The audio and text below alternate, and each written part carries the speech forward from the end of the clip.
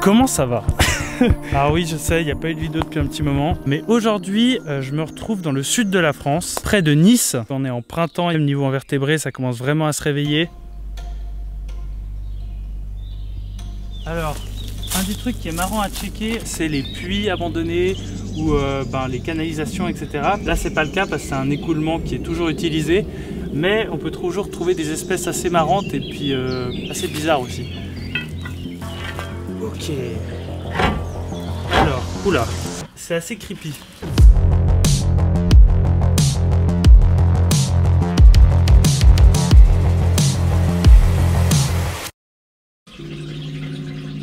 Même moi, ça me met pas super à l'aise.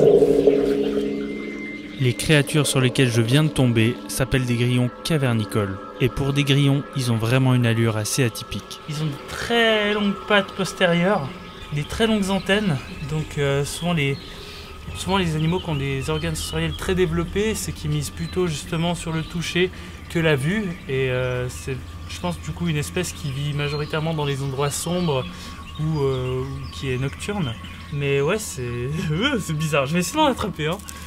Les observer, c'est une chose, mais les attraper, c'en est une autre. Oh, mais ça grouille.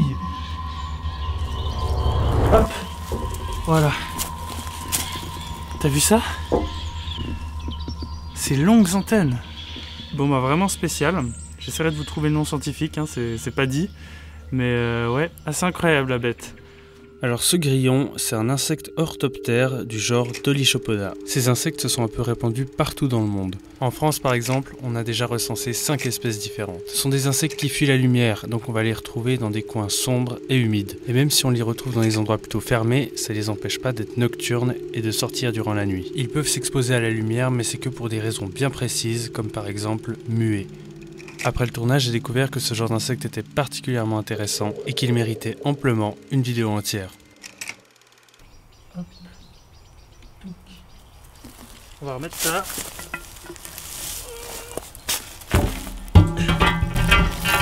Et puis on continue jusqu'à qu'il fasse nuit, parce que là ça commence à tomber déjà un peu. Ça va ?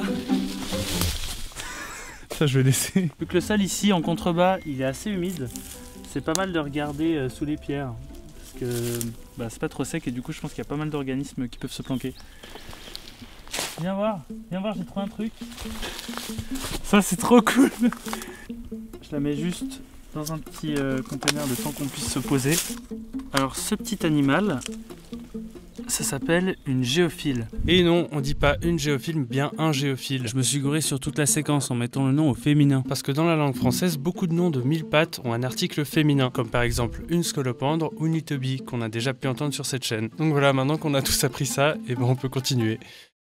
Dans la dernière vidéo, on avait parlé de la litobie, qui était un chilopode. Et elle fait partie de la même classe. D'ailleurs, on remarque aussi très bien qu'elle a qu'une seule paire de pattes par segment. Alors on parlait avant d'organes sensoriels, et elle va miser uniquement là-dessus parce qu'elle possède pas d'œil. C'est un animal qui vit dans le sol, qu'on va pouvoir retrouver sous les pierres, etc., qui se nourrit de vers de terre, de lombriques.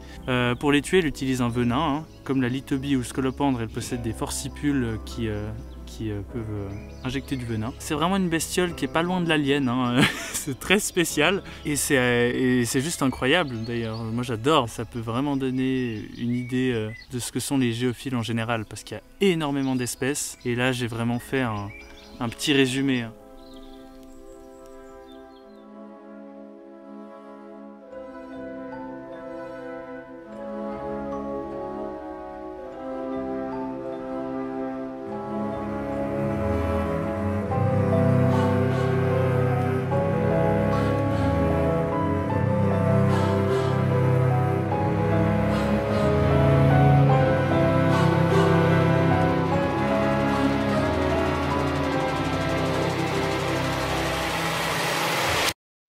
Bon voilà, il fait nuit noire, je suis dans les hautes herbes au plein milieu de la Provence pour essayer d'observer des petites bestioles mais pas que. J'ai entendu qu'il y avait des groupes de sangliers un peu dans les parages, ça fait 1 heure qu'on entend qu'ils sont un peu autour de nous. C'est possible qu'on en croise, j'espère que ça va bien se passer. Pour le moment on est dans une zone un peu sèche mais on va peut-être aller en direction de la forêt. Voilà, j'espère que vous êtes toujours bien accrochés parce que nous on continue. Ok, il me semble que j'ai vu un truc, viens voir. Elle est énorme. D'après moi, c'est une araignée de la famille des Sparacidés, vu la dégaine comme ça à l'œil. Oh, elle est hyper rapide, regarde ça. Wow, génial.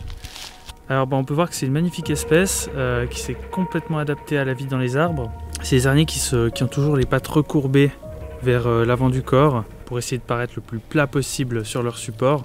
Elles sont vraiment adaptées aux surfaces verticales. Elle doit chasser les insectes qui passent sur le tronc. Les pattes, elles, au niveau du tarse et du métatarse, sont complètement noires, ce qui lui donne un look assez cool. Je pense que là, on a un spécimen adulte. Je vois mal comment ça pourrait être plus gros. Voilà, elle est un peu terrorisée avec la lumière et tout. Du coup, je pense qu'on va pas l'embêter plus longtemps. On va la remettre sur son tronc. Allez, va. Voilà. C'est incroyable comme c'est à l'aise dans les arbres.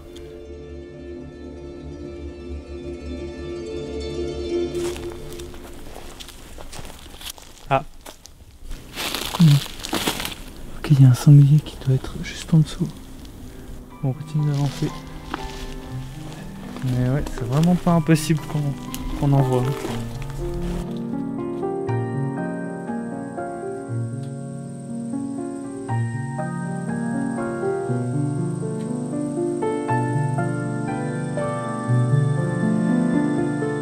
Alors non, on n'aura pas la chance de croiser un sanglier ce soir-là.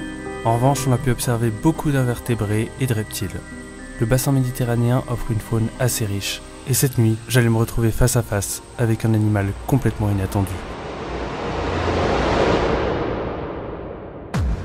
No way. No way. Mais c'est le dernier truc que je pensais voir. C'est abusé. Je rêve de voir cet animal depuis que je suis tout petit. Vraiment, c'est un rêve. Je vous jure que c'est vrai. C'est des mygales de la famille des Nemezidae. Les Américains appellent ça trapdoor spider. Donc je pense que logiquement, ça doit être araignée trappe. Et j'ai envie de tester une petite expérience. Alors là, vous le voyez sûrement pas, mais cette araignée, durant la nuit, en fait, elle va laisser son opercule légèrement ouvert pour laisser juste dépasser le bout de ses pattes, qui sont pourvus de récepteurs sensoriels ultra sensible, et c'est comme ça qu'elle détecte les proies qui passent à proximité de son puits. Je vais utiliser ce petit brin d'herbe comme leurre en fait pour voir si l'araignée réagit. Alors en théorie ça devrait marcher. J'espère que vous êtes prêts. 3, 2, 1.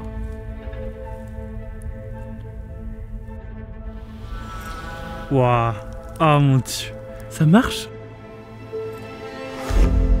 Elle est quasiment sortie, ce qui est assez incroyable.